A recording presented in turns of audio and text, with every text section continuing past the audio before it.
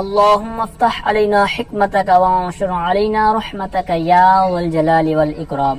تو جی ناظرین، الحمدللہ عز وجل ہدایت النحو کتاب ہماری جاری و ساری ہے، اور آج ہم اس کا سبق نمبر 56 نمبر سبق انشاءاللہ عز وجل پڑھیں گے۔ تو جیسا کہ آپ کو معلوم ہے کہ فی الحال جو ہماری بحث جاری و ساری ہے وہ ہے الخاتمۃ فی سائر احکام الاسم، اسم کے جو بقیہ احکام ہیں اس موضوع پر۔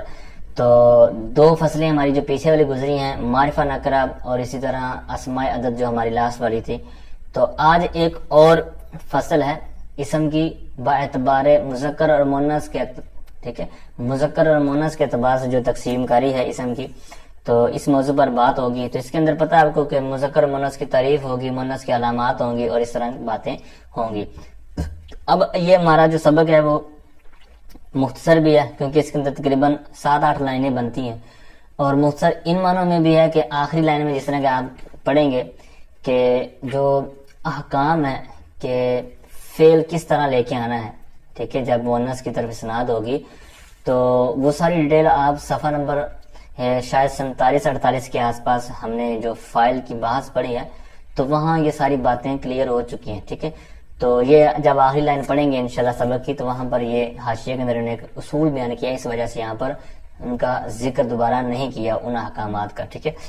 تو بہرحال سبق کی طرف بڑھتے ہیں۔ سبق کا انداز آپ کو پتہ ہی ہے، عبارت، ترجمہ، تفہیم، پھر جو حاشیے میں سے بہت ضروری چیزیں ہوں گی اور معلوماتی ہوں گی وہ انشاءاللہ ذکر کر دی جائیں گے، اور آخر میں حسب معمول قرآن و حدیث سے جو امثلہ ہوں گی اس موضوع پر وہ بھی ذکر کر دی جائیں گی۔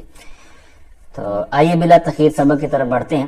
فصل الاسم اما مذکر و اما مؤنث، اسم یا مذکر ہوگا اور یا مؤنث، یعنی اسم یا تو مذکر ہوگا یا پھر مؤنث ہوگا، دو ہی صورتیں ہیں۔ اب یہاں پھر سوال پیدا ہوتا ہے کہ یہ آپ نے جو ترتیب کے ساتھ لکھا ہے کہ اما مذکر و اما مؤنث، آپ یوں کر دیتے کہ الاسم اما مؤنث و اما مذکر، اس طرح کیوں نہیں کیا؟ دیگر کتب میں بھی دیکھا جاتا ہے اسی ترتیب پر لکھتے ہیں مذکر و مؤنث، مطلب مذکر کو پہلے لے کے آتے ہیں، مؤنث کو بعد میں لیتے ہیں۔ تو اس کی کیا لوجک ہے، اس کی کیا وجہ ہے؟ تو اس کی ریزن انہوں نے اگلے صفحے پر بیان کی ہے، حاشیہ نمبر 4 کے اندر۔ حاشیہ نمبر 4 اسی کا ہی ہے لیکن اگلے صفحے پر اس کا جواب ہے۔ تو اس کی وجہ کی یہی بیان کر رہے ہیں کہ مذکر اصل ہے، ٹھیک ہے، اور خلقتاً اور رتبتاً مثال کے طور پر معروف واقعہ ہے حضرت آدم علیہ السلام کی تخلیق کے بعد حضرت اما حوا رضی اللہ تعالی عنہا کو آپ کی پسلی سے پیدا کیا گیا، ٹھیک ہے۔ تو مطلب یہ ہے کہ اما حوا رضی اللہ تعالی عنہا کو بعد میں پیدا کیا گیا، اور سب سے پہلے جو پیدا کیے گئے مخلوق کے اندر وہ حضرت آدم علیہ السلام ہے اس دنیا کے اندر۔ تو اب اس طور پر کہتے ہیں کہ اس کی مناسبت سے اسی اصالت کو مقدم رکھتے ہوئے اسی کے طور پر مذکر کو مقدم کر لیتے ہیں۔ اچھا، جب یہ جواب دیا گیا تو اب اجمالاً ترتیب کے اندر تو یہ دلیل چل گئی جو بھی دی گئی، پھر معترض نے جب یہ دلیل سنی تو اس نے ایک اعتراض جڑ دیا، وہ یہ کہ جب جو اجمالاً مقدم کیا مذکر کو پھر مؤنث کو، تو اب آگے جب تعریفیں کر رہے ہیں مؤنث کی اور مذکر کی تو وہاں پر اس کا الٹ کر دیا۔ وہ کیوں کیا ہے؟ تو وہ کیوں کیا ہے وہ جواب بھی یہاں لکھا ہوا، وہ بھی میں عرض کرتا ہوں۔ پہلے اس کی تھوڑی سی تعریف بھی دیکھ لیں کہ تعریف کیا ہے۔ کہتے ہیں فالمؤنث ما فیہ علامۃ التانیث لفظا او تقدیرا۔ اب فا تفصیلیہ کہہ لیں یہاں کی، کیونکہ یہاں سے پیچھے والی جماعت کی تفصیل ہو رہی ہے، مذکر کی مؤنث کی، یہاں سے آگے تفصیل شروع ہو رہی ہے۔ تو کہتے ہیں مؤنث وہ اسم جس کے اندر جس میں تانیث کی علامت ہو۔ مؤنث کیا ہے؟ وہ اسم جس میں تانیث کی علامت ہو۔ کس انداز میں؟ وہ کہتے ہیں لفظاً او تقدیراً، خواہ علامت تانیث لفظاً ہو خواہ تقدیراً ہو، اس میں کوئی مسئلہ نہیں ہے، جس طرح بھی ہو اس کے اندر یہ چیز ہونی چاہیے، ٹھیک ہے، علامت ہو۔ اگلی تعریف مذکر کی، اور کیا ہے مذکر؟ کیا کہتے ہیں ما بخلاف ہی، کہتے ہیں مذکر وہ اسم جو اس کے بارے خلاف ہو۔ کس کے بارے خلاف ہو؟ کہ پیچھے کیا کہا تھا، تھوڑا سا عبارت پر بھی غور کریں گے تو آپ کو مزید آسان ہو جائے گا۔ پیچھے والی تعریف تھی فالمؤنث ما، اب یہاں کیا ہے المذکر ما، پھر آگے والی صورت کیا تھی فیہ علامت التانیث، یہاں پر آگے کیا کہا گیا بخلاف ہی، تو مطلب یہ ہے فیہ علامت التانیث کا عکس ہو۔ تو مؤنث وہ تھا کہ فیہ علامت تنیث، کہ یعنی جس اسم میں تنیث کی علامت ہو. تو یہاں پر مذکر میں کیا ہے، فیہ علامت تنیث والا اس کے اندر سسٹم نہ ہو، یعنی اس کے اندر تنیث کی علامت نہ ہو. بخلافہ کا اس طرح تعلق ہے عبارت کے ساتھ. تو دوبارہ سماعت کریں کہ مؤنث وہ ہے جس میں، یعنی جس اسم میں تانیث کی علامت ہو، خواہ لفظاً ہو، تقدیراً ہو، حکماً ہو، جیسے بھی ہو، وہ ہونا چاہیے اس کے اندر. اور مذکر وہ ہے کہ جس کے اندر یہ ساری صورتیں نہ ہو، یعنی نہ علامت تانیث لفظاً ہو، نہ تقدیراً ہو، نہ حکماً ہو.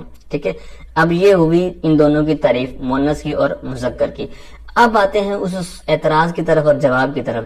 اعتراض اس نے یہ کر دیا کہ وہاں پر تو آپ نے دلیل دے دی مذکر کے مقدم ہونے کی، تو آپ اسی دلیل کے مد نظر یہاں پر مذکر کو مقدم کرتے اور مؤنث کو مؤخر کرتے، تو یہ کیوں نہیں کیا؟ تو اس کے جوابات تو کئی ہیں، لیکن یہاں پر حاشیے میں ایک ہی انہوں نے دیا ہوا. وہ یہ کہ جو مؤنث کی تعریف ہے یہ ہے وجودی. جس طرح کہ آپ نے تعریف بھی سماعت کی ہے، اس کے اندر بھی آپ نے دیکھا ہے کہ اس میں کیا شرط بیان کی گئی ہے کہ فیہ علامت تنیث، کہ مؤنث وہ ہے جس میں تانیث کی علامت ہو، یعنی اس کا وجود ہو. تو مؤنث کی جو تعریف ہوئی یہ وجودی ہوئی، کہ جس کے اندر کسی چیز کا وجود مانا جا رہا ہے. اور مذکر کی جو تعریف ہے وہ عدمی ہے، کہ جس کے اندر یہ چیزیں نہ ہو، یعنی اس کے اندر عدم کی قید لگائی جا رہی ہے کہ اس کے اندر یہ عدم شرط ہے، یعنی تانیث کی علامت لفظاً تقدیراً حکماً، یعنی ان میں سے کوئی بھی نہ ہو، تو یہ عدم ہے. اور مؤنث کی تعریف کیا ہے؟ وجود ہے، اس کے اندر وجودی ہے، مطلب اس کے اندر علامت ہونا یہ وجود قرار دیا گیا ہے، شرط قرار دیا گیا ہے. تو اب یہ دو چیزیں سماعت کرنے کے بعد ایک قاعدہ نیچے انہوں نے لکھا ہوا، کہتے ہیں والوجودی اشرف من الآدمی، کہ جو وجودی ہوتا ہے یہ آدمی سے اشرف ہوتا ہے، افضل ہوتا ہے، مقدم ہوتا ہے، اولا ہوتا ہے. تو لہٰذا اس بنا پر، اس اصول کی بنا پر، اور یہ جو دو تعریفیں بیان کی گئی ہیں وجودی اور عدمی، اس لحاظ سے دیکھتے ہوئے کہتے ہیں کہ مؤنث کو مقدم کر دیا، ٹھیک ہے، اور مذکر کو مؤخر کر دیا گیا. دوسرا ایک جواب جو ادھر نہیں لکھا ہوا وہ یہ بھی ہے کہ مذکر کی تعریف جو اگر مقدم کر دیتے تو ایک عبارت بڑھ جانی تھی. ٹھیک ہے، مطلب یہ ہے کہ اب مذکر کی تعریف تو صرف بس یہ کریے نا ماں بخلافی، یہاں کتنا اختصار ہے. اور اگر مذکر کی تعریف بھی ہم اسی طرح کرتے لفظوں کے اندر کھول کر، تو پھر یہ ایک چیز عبارت کے اندر الفاظ بڑھ جانے تھے. ٹھیک ہے، عبارت مختصر نہیں رہنی تھی. یہ بھی ایک جواب دیا جا سکتا ہے. اس کے علاوہ اور بھی ہیں، وہ آگے انشاءاللہ پڑھیں گے جب کسی موقع پر اس طرح کے اعتراضات میں پڑھیں گے. تو بہرحال امید کرتا ہوں یہ جو دو جواب اعتراض ہوئے ہیں وہ آپ کو سمجھ آئے ہوں گے. اچھا، اب پھر لفظاً اور تقدیراً جو کہا ہے اس کے اوپر انہوں نے تھوڑی سی نیچے باتیں بیان کی ہیں کہ لفظاً کیسے ہوگی. جیسے کہتے ہیں امرا ناکا غرفہ، ٹھیک ہے. اسی طرح مقدر کی بھی مثال دی ہوئی ہے، یعنی جس کے اندر چھپی بھی ہو. جیسے اس کی مثال دے رہے ہیں دار، نار. ٹھیک ہے، دار مطلب گھر. اب گھر کو دار کیوں کہتے ہیں، یعنی گھر کے لیے دار کا لفظ کیوں استعمال کیا جاتا ہے؟ تو اس کے لیے بھی ایک لوجک یہ بیان کی جاتی ہے کہ بندہ گھوم گھما کر، یعنی جہاں کہیں بھی دنیا جہاں میں بندہ چکر لگاتا ہے تو گھوم گھما کر جناب وہ گھر میں واپس آتا ہے. تو اسی طرح اس کا نام پھر جو نام پڑ گیا گھر کا دار. ٹھیک ہے، کیونکہ بندہ چکر دنیا کے کھاتے کھاتے جناب لوٹتا اسی جگہ پر ہی ہے. اچھا، نار آگ کے لیے.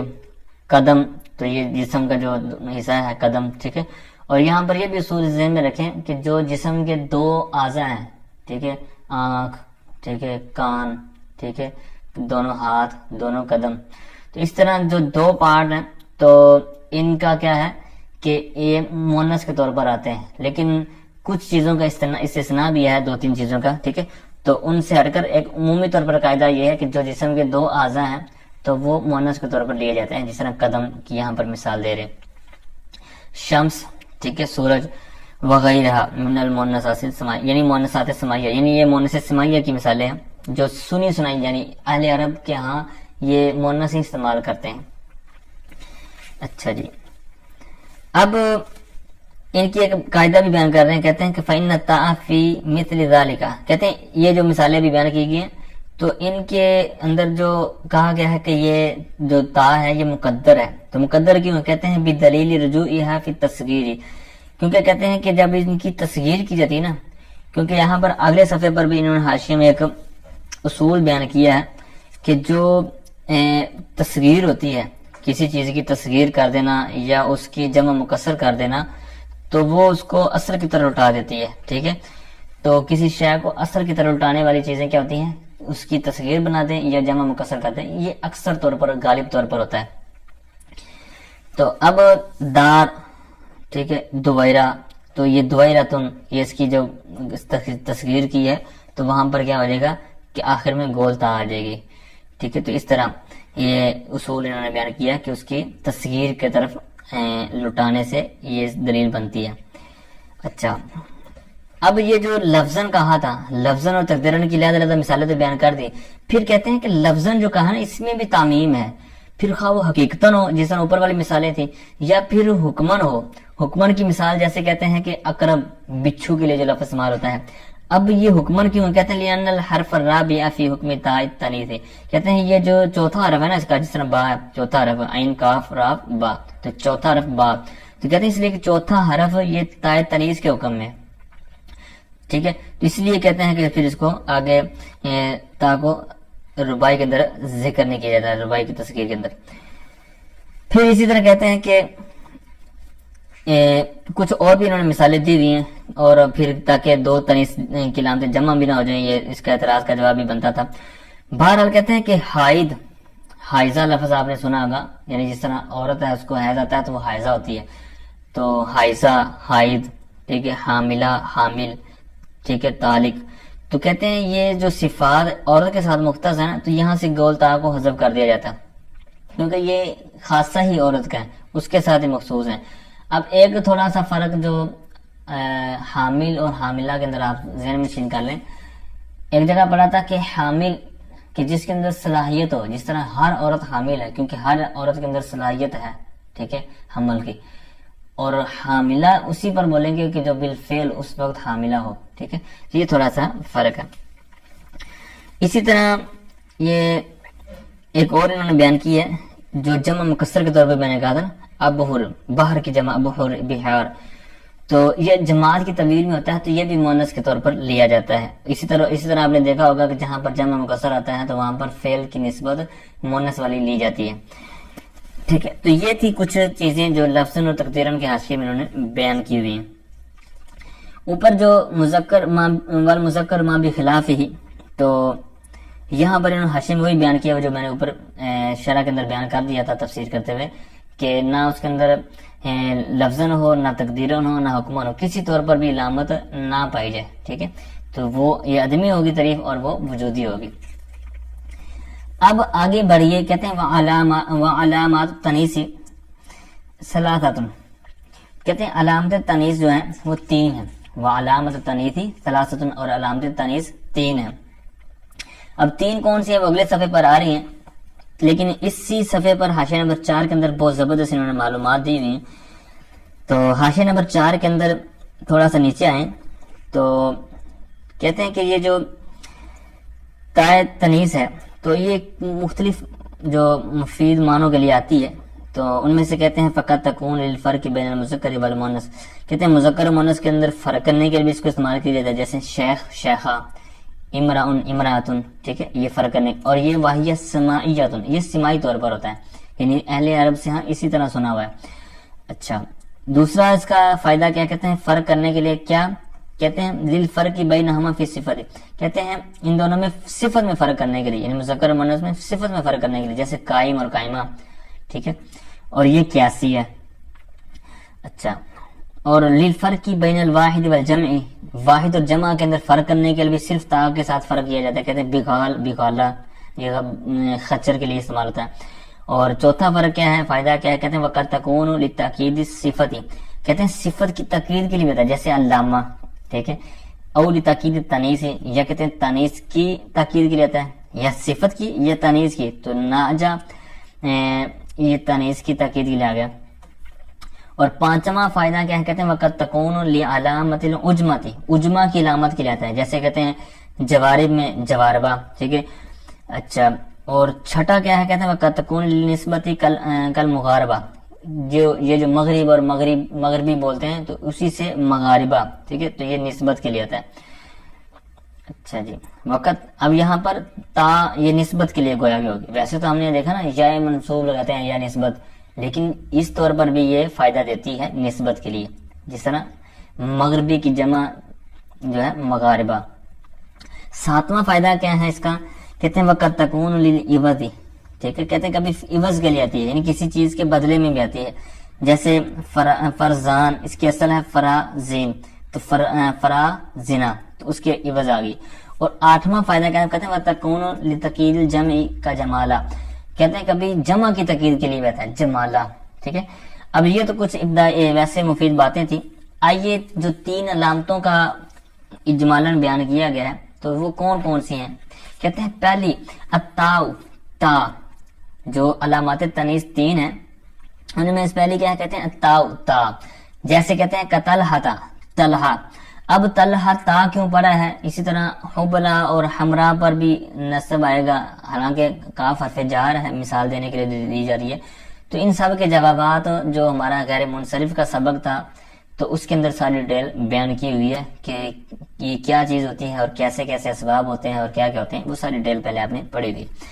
اگر ابھی آپ کے ذہن میں نہیں ہے تو پھر آپ سبق سننے کے بعد اس کو ضرور دیکھیں، اپنے پچھلے اسباق ضرور کلیئر کریں، کیونکہ ہر سبق کا کسی نہ کسی موقع پر پیچھے سے ضربت بنتا رہے گا اور وہ یوز میں آتی رہیں گی. تو بہرحال تا جو ہے تو وہ اس کی مثال دی ہے طلحہ. اور دوسری مثال جو علامت تنیث ہے کہتے ہیں الف المقصورہ. اب الف نہیں پڑھیں گے کیونکہ پچھلے سبق کے اندر الف 1000 کے اندر آیا تھا، اسماء عدد کے اندر جو ہم نے پڑھا تھا نا، الف مئاتن الفن. اب یہاں پر الف لکھنے میں تو اسی طرح ہے لیکن یہ الف المقصورہ ہے. ٹھیک ہے، الف تو الف المقصورہ تو کحبلہ.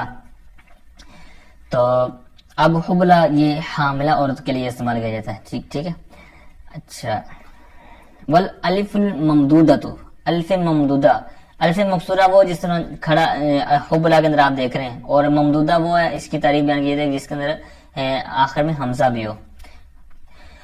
اچھا، اور الف ممدودہ، یہ 3 تعریف جو علامات تھیں تنیث کی وہ یہاں پر کلیئر ہو چکی. گولتا، الف مقصورہ، الف ممدودہ، ان سب کی مثالیں بھی ساتھ میں ذکر کی ہوئی ہیں. اب یہ جو طلحہ ہے یہ نام مذکر کا ہے لیکن ساتھ میں گولتا ہے. یہ تعریف یہ جو علامت ہے یہ اسی طور پر بان سکتی ہے کہ یہ مرد کا نام ہو. اسما کہتے ہیں حال کون ہی اسما رجل، کہتے ہیں یہ رجل کا نام ہو، مرد کا نام ہو، اسی صورت میں یہ بان سکتی ہے. اور اگر یہ مونس کا نام ہو تو پھر یہ مونس حقیقی میں آ جائے گی. مونس حقیقی کا کیا ہے؟ وہ آگے تیسری لائن کے اندر بات شروع ہونے والی ہے. تو یہ پھر اگر مونس مثال کے طور پر کہتا ہے کہ طلحہ، تو یہ نے نام ہی عورت کا رکھا ہے، بچی کا نام رکھا ہے، تو پھر یہ اس طور پر مثال نہیں بنے گی. ٹھیک ہے، پھر یہ مونس حقیقی کے اندر آ جائے گی، وہ آگے بات آ رہی ہے. ٹھیک ہے، یہ اپنے ذہن نشین رکھنا ہے. اچھا، الف مقصورہ کے اندر انہوں نے نیچے ایک تھوڑی سی اضافی بات کی ہے. کہتے ہیں کہ یہ التی لا تکون للالحاق ولا لمجرد الزیادتی، کہتے ہیں نہ تو یہ الحاق کے لیے ہو اور نہ یہ محض زیادتی کے لیے ہو. ٹھیک ہے، پھر بھی اس کی شرائط ہیں وہ صرف کے اندر بھی آپ نے پڑھی ہوئی ہیں.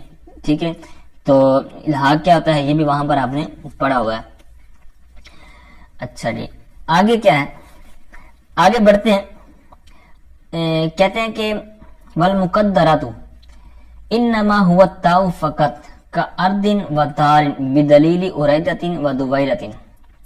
ثم المؤنث سے بعد میں بات کرتے ہیں. کہتے ہیں کہ جو ابھی بات ہوئی اور مقدرہ ہو، یعنی جو مقدر ہو بات، جس طرح کہ شروع میں بات کی تھی نا لفظاً و تقدیراً، کہ علامت تنیث لفظی طور پر ہو یا تقدیری طور پر ہو. اب علامتیں تو 3 ہیں، گولتا جس طرح طلحہ کے اندر آپ دیکھ رہے ہیں، حبلہ اور حمراء کے اندر الف مقصورہ اور ممدودہ، یہ 3 علامتیں ہوں گی. اب لفظاً اور تقدیراً کہا تو تقدیراً کے اندر کون کون سی ہو سکتی ہے، یعنی کون کون سی جو ان تینوں میں سے ہے کہ جو چھپی بھی ہو سکتی ہے، یعنی سامنے تو ہوتی ہے لیکن چھپی بھی ہوتی ہے. تو وہ یہاں سے اصول بیان کریں اور یہ ذہن نشین آپ نے رکھنا ہے. ٹھیک ہے، یہ پہلی طور پر بھی بعض بچے پوچھ لیتے ہیں کہ علامتوں میں سے کون سی جناب چھپی ہوتی ہے، تو وہ صرف تا ہے. کہتے ہیں والمقدرۃ انما حصر کے لیے، اور کہتے ہیں اور مقدرہ بلا شبہ صرف اور صرف هو التاء فقط، وہ فقط تا ہے. مطلب 3 علامتوں میں سے صرف تا والی صورت ہے کہ جو مقدرہ پائی جاتی ہے، مقدر ہوتی ہے. اب اس کی مثال دے رہے ہیں جس طرح پچھلے صفحے پر بھی میں نے عرض کی. ارض زمین. اب یہ جو اس کے اندر تا جو ہے وہ مقدر ہے. ودار کا اردن ودارن، دار جو گھر کے معنی میں ہے تو اس کے اندر بھی تا مقدر ہے. کیوں مقدر ہے؟ کہتے ہیں بدلیل اریدتن و دویرتن، کہتے ہیں اریدہ اور دویرہ کی دلیل کے ساتھ، اس دلیل کی وجہ سے. اب یہ تو اجمالاً ایک عبارت تھی بدلیل اریدتن و دویرتن. اب اس کا لانے کا مقصد کیا ہے؟ مقصد وہی جو میں نے پچھلے صفحے پر عرض کر دیا کہ کسی چیز کی اصل پہچانی ہے نا کہ یہ اصل کیا ہے. یعنی آپ کو اس کا مادہ نظر نہ آ رہا ہو، جس طرح کہ دار، اس کا ہمیں پتہ نہیں چل رہا کہ یہ مذکر ہے مؤنث ہے. وہاں تو ہم نے پڑھ لیا یہاں پر کہ یہ مقدر ہے تا کے ساتھ، لیکن اس کو پھر بھی جانچنا ہو، اس کی تحقیق کرنی ہو تو پھر اس کو سپریم کورٹ میں لے آئیں. اور اس کو جناب کون سی سپریم کورٹ؟ کہ وہ یہی جو نیچے نے بیان کیا، کہتے ہیں تصغیر اور تکسیر. کسی لفظ کی تکسیر کر دیں یا اس کی تصغیر کر دیں تو پھر کیا ہوگا کہ وہ جو لفظ ہوگا، وہ جو اسم ہوگا، وہ اپنی اثر کی طرف لوٹ ہوئے گا.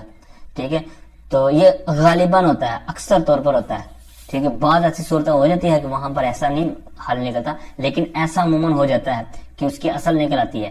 تو یہ اریدتن دویرتن آپ کو پتا ہے کہ یہ تصغیر کے ہی صیغے ہیں، اسی کے وزن پر ہے. ٹھیک ہے، تو اب جب ارد کی تصغیر بنائے گی، اور اصول بھی جو میں نے ابھی بیان کیا نیچے لکھا ہوا ہے حاشیہ نمبر 4 کے اندر کہ تصغیر کسی شے کے کر دیں آپ یا اس کی جناب تکسیر کر دیں، یعنی اس کو توڑ دیں، اس کی جمع مکسر کر دیں، تو کیا ہو جائے گا؟ پھر اس کی اصل نکل آئے گی. اب یہاں پر دار ارد کی ہمیں نظر نہیں آ رہی تھی، دار کی نظر نہیں آ رہی تھی، تو اب جب ہم نے اس کی تذکیر کی تو واضح ہو گیا کہ اس کی اصل کیا ہے. کہتے ہیں اریدتن. اب اس کے اندر ہم الف بھی آ رہا ہے، را بھی آ رہا ہے، دوال بھی آ رہا ہے، لیکن آخر میں تا بھی آ رہا ہے، تو پتہ چلا یہ مذکر نہیں ہے، مؤنث ہے، دویرہ دار سے. ٹھیک ہے، تو اس کی تصغیر کی تو یہاں پر بھی کلیئر ہو گیا کہ یہ آخر میں تا اس کو آتی ہے، تو لہٰذا تصغیر سے میں پتا چلا کہ یہ کیا ہے، تو لہٰذا یہاں پر تا مقدر ہے. 3 علامتوں میں سے صرف اور صرف کون سی مقدر ہوگی؟ وہ گول تا ہوگی. الف مکسورہ بھی نہیں ہو سکتی اور ممدودہ بھی نہیں ہو سکتی. ٹھیک ہے، اچھا اب یہاں سے آگے بات ہو رہی ہے کہ مؤنث کی مزید 2 قسمیں ہیں. کہتے ہیں ثم المؤنث علی قسمین، اور پھر مؤنث 2 قسموں پر ہے، یعنی مؤنث کی 2 قسمیں ہیں. ان میں سے ایک کیا ہے؟ کہتے ہیں حقیقی وہو ما بإزائہ ذکر من الحیوان کامرأۃ وناقۃ.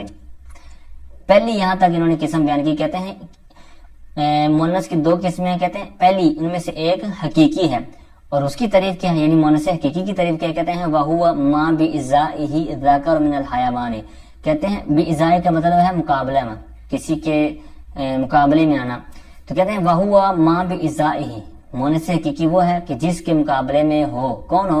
ذَكَرُ مِنَ الْحَيَوَانِ، حیوانات میں سے، حیوانوں میں سے کوئی مذکر، کوئی ذکر. تو مذکر ہو تو یہ کیا، کس کی تعریف ہے؟ مؤنث حقیقی کی. تو مؤنث حقیقی تعریف دوبارہ سماعت کریں کہ مؤنث حقیقی وہ جس کے مقابلے میں نر جاندار ہو، مذکر جاندار ہو. ٹھیک ہے، حیوان ہو. اب اس کی مثال دیتے ہیں، کہتے ہیں جیسے امرا، ناکا. ٹھیک ہے، اب اس کو مزید مثالوں سے نیچے آپ حاشیہ نمبر 5 کے اندر آئیں. کہتے ہیں مؤنث حقیقی کہتے ہیں کہ اس برابر ہے کہ اس کے اندر علامت تنیث پائی جائے. مؤنث جو حقیقی ہے اس کے اندر علامت پائی گئی ہے یا نہیں پائی گئی، دونوں صورتوں میں ہوگا. یعنی اس کے اندر علامت ہونا ضروری نہیں ہے، یعنی اس کے اندر شرط کیا ہے؟ وہ شرط یہ ہے ما بإزائہ ذکر من الحیوان، کہ اس کے اندر اس کے مقابلے میں حیوان میں سے یعنی نر جاندار ہو. اب جس طرح کہتے ہیں کہ ہاں اس کے اندر علامت تانیث ہو، پہلے تو اس کی مثالیں دے رہے ہیں. کہتے ہیں جیسے امرا، ٹھیک ہے، اس کے مقابلے میں آتا ہے رجل، اور یہ انسانوں کی بات ہو رہی ہے. اور ناکا جو اونٹنی ہے، یہ جانوروں کی بات ہو رہی ہے، اس کے مقابلے میں نر جاندر بعیر اونٹ ہوتا ہے. ٹھیک ہے، یا علامت نہ بھائی جائے، جیسے کہتے ہیں جو ماں ہے انسانوں میں سے، تو یہ اب، ٹھیک ہے، اس کے مقابلے میں نر جاندر آتا ہے. ہجر، گھوڑی، یہ جانوروں میں ہے، تو یہ اس کے مقابلے میں حصان، گھوڑا آتا ہے. ٹھیک ہے، یہ مطلب حیوانات میں سے. ٹھیک ہے، تو لہٰذا یہاں پر مین چیز کیا آپ ذہن نشین کرنی ہے کہ حقیقی میں مؤنث حقیقی کی میں جو مین چیز ہے وہ ہوا ما بإزائہ ذکر من الحیوان، یعنی اس کے مقابلے میں نر ہونا چاہیے. تو تانیث ہو یا نہ ہو، وہ دونوں میں نے صورتیں بیان کر دی. علامت تانیث ہو وہ بھی مثال بیان کر دی سواؤن سے، اور اسی طرح نہ ہونے والے بھی سے میں نے مثال بیان کر دی. اب یہ مؤنث کی 2 قسموں میں سے پہلی قسم ہوئی مؤنث حقیقی. اچھا، اچھا اوپر جو لفظ تھا جو تصویر کے اوپر ہم نے ارد اور دار کی بنائی، اسی طرح ہند کی بھی آتی ہے، ہند، ہندا یہ لفظ استعمال کیا جاتا، تو اس کی ہنیدہ آتی ہے، ہنیدہ تن، ٹھیک ہے، تو وہ بھی اسی اصول پر، یہ مجھے بھی مثال ذہن میں آئی تاکہ میں نے ایک اور بڑھا دیا آپ کی طرف۔ اچھا دوسری جو مونس کی دو قسموں میں سے کہتے ہیں مونس لفظی، وہ لفظی وہو ما بخلافہ، اور لفظی وہ ہے جو اس کے برخلاف ہو، کس کے برخلاف ہو، یہ بھی بالکل پہلی جو مذکر مونس کے اندر میں نے بات کی اسی طرح یہاں سمجھنا آپ نے کہ حقیقی کیا کہا تھا کہ مونس حقیقی وہ ہے جس کے مقابلے میں نر جاندار ہو، مذکر جاندار ہو، تو اب اس کے اندر کیا ہوگا بخلافی کہ جس کے اندر نہ ہو، ٹھیک ہے، تو مونس لفظی کیا بنا کہ جس کے مقابلے میں نر جاندار نہ ہو، جیسے کہتے ہیں ظلمہ، اب یہ جو ظلمہ ہے تو اس کے مقابلے میں نر جاندار کیا ہوگا، یہ خود جاندار نہیں ہے تو دوسرے میں اس کے مقابلے میں کیا ہوگا، ٹھیک ہے۔ اسی طرح آگے ہے عینن، عینن اس کے کئی معنی آتے ہیں، تو چشمہ، گھٹنا، آنکھ، یہ وہ، تو بہرحال اس کے اندر بھی مطلب ایسی کوئی صورت نہیں ہے نہ جاندار ہو، تو اس کے مقابلے میں نہیں آتا، تو لہٰذا یہ مونس لفظی ہو گیا۔ اچھا اب آئیے آگے، کہتے ہیں وَقَدْ عَرَفْتَ أَحْكَامَ الْفِعْلِ إِذَا أُسْنِدَ إِلَى الْمُؤَنَّثِ فَلَا نُعِيدُهَا، کہتے ہیں اور تحقیق آپ فعل کے احکام پہچان چکے، اذا اسند الی المؤنث، کب، کہتے ہیں جب مؤنث کی طرف اسناد کی جائے، یعنی جب مؤنث کی طرف اسناد کی جائے تو فعل کس طرح آئے گا، تو اس کے احکامات آپ پڑھ چکے ہیں، یہ غالباً صفحہ نمبر 48 مجھے یاد پڑ رہا ہے وہاں پر تھا، فلا نعیدها، تو کہتے ہیں ہم ابھی ان کا اعادہ نہیں کریں گے، ہم ان کو دوبارہ نہیں لے کے آئیں گے، ٹھیک ہے، یعنی احکامات کو ہم واپس دوبارہ یہاں پر ذکر نہیں کریں گے، ٹھیک ہے۔ اچھا جی، اب یہاں پر حاشیہ نمبر 1 کے اندر اس پر انہوں نے ایک اعتراض بھی بنتا تھا اور بننا بھی چاہیے تھا، تو اس کا جواب بھی دیا ہوا ہے اور اس کی مزید ایکسپلین کیا ہے اور وجہ بیان کیا ہے کہ یہ کیوں ہم نے کہا ہے کہ دوبارہ نہیں لے آئیں گے، دوبارہ لے آتے تاکہ جنہوں نے نہیں پڑھا یا جن کو یاد نہیں ہے وہ دوبارہ یہاں سے دیکھ لیتے، تو ان کی جناب ایک تو بھارت کی زیارت ہو جاتی، پڑھ لیتے، برکت حاصل کر لیتے دوبارہ، لیکن دوبارہ لے کر کیوں لے، کہتے ہیں لِأَنَّ إِعَادَةَ الشَّيْءِ يُوجِبُ تَكْرَارَهُ، کہتے ہیں کہ کسی شے کا اعادہ کرنا، یعنی ایک چیز پہلے اسی کتاب کے اندر اسی فن کے اندر بیان کر دی ہے، یعنی جیسا یہ کتاب ہے تو اس کتاب میں ایک چیز بیان کر دی ہے تو اس کو دوبارہ ذکر کرنا یہ تکرار کا موجب ہے، ٹھیک ہے، اب تکرار کا موجب ہے اور یہ ایسا عمل ہے کیسا، کہتے ہیں وَهُوَ قَبِیحٌ، یہ بات اچھی نہیں ہے، کبھی بات ہے، ناپسندیدہ، بری بات ہے، اب بری بات ہے تو پھر اعتراض ہو گیا کہ آپ نے ابھی یہ جو ترغیب بیان کی ہے کہ مونس حقیقی وہ ہے وَهُوَ مَا بِإِزَائِهِ ذَكَرٌ مِنَ الْحَيَوَانِ، تو یہ صفحہ نمبر 48 پر یہ ترغیب تو وہاں پر بھی اپنے فائل کی بحث میں بھی کی ہے، ٹھیک ہے، تو یہاں پر پھر اس کو بھی نہ لے کے آتے، اس کا انہوں نے جواب یہ دیا کہ وہاں پر ایک تقریبی طور پر لے کے آئے تھے، یعنی وہاں پر ایک ضمناً بات آ گئی تھی اور یہاں پر قصداً لے کے آئے کیونکہ یہاں پر باقاعدہ مؤنث کی بات ہو رہی ہے، تانیث کی باتیں ہو رہی ہیں، ٹھیک ہے، تو اس لیے یہاں پر اس کو قصداً لے کے ہیں اور وہاں پر قصداً نہیں تھا، ٹھیک ہے، تو یہ تھوڑا سا فرق ہے اور یہ اعتراض کا جواب ہے، ٹھیک ہے۔ تو جی ناظرین یہ تھا آج کا ہمارا سبق۔ اب آئیے آخر میں تھوڑی سی میں مثالیں آپ کے سامنے رکھ دیتا ہوں کہ جو امثلہ، ویسے تو الف مقصورہ بھی بندہ آسانی سے دیکھ لیتا ہے، جس نے سبق ہلکا سا بھی پڑھا ہوگا تو وہ کوئی بھی قرآن پاک کی یا کسی بھی عربی عبارت میں دیکھے گا تو اس کو الف مقصورہ بھی پہچاننے میں آسانی ہو جائے گی، ممدودہ بھی پہچاننے میں آسانی ہو جائے گی، گولتا تو اندھے کو بھی نظر آ جاتی ہے، ٹھیک ہے۔ اب پھر بھی میں برکت کے لیے آپ کے سامنے 2-4 امثلہ رکھتا ہوں آیات سے۔